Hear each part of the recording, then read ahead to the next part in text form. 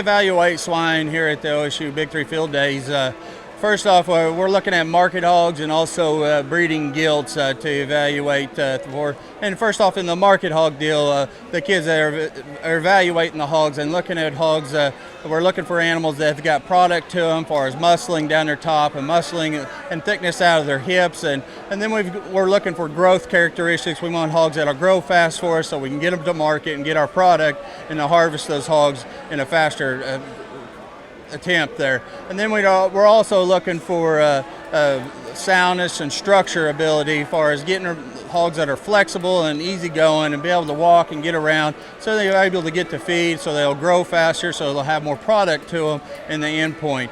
And another thing we're looking for is some body type, some depth of body, some rib shape, some flank to them, some cover, and the right amount of condition, the right amount of fat cover to these market hogs. Those the three main characteristics that we're looking for are the muscling, the growth, and the right amount of condition when we look at market hogs.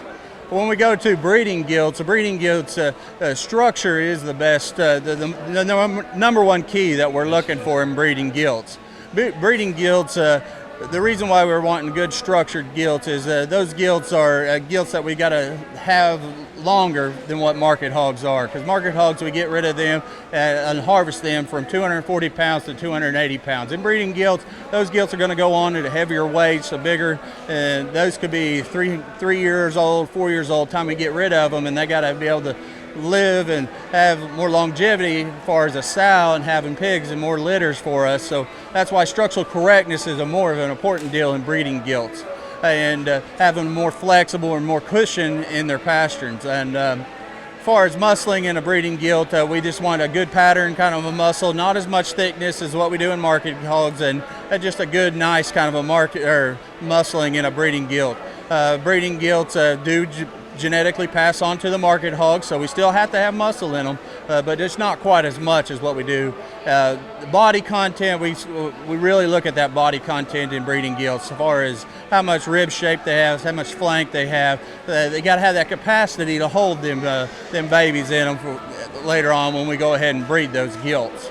Then we got to have some femininity appearances to those gilts, as far as extension up through their front end, good underlying texture and quality of their underlines, good vulvas to them gilts, because that's the key part to a breeding gilt. They're females, they got to be able to breed, they got to be able to milk their babies.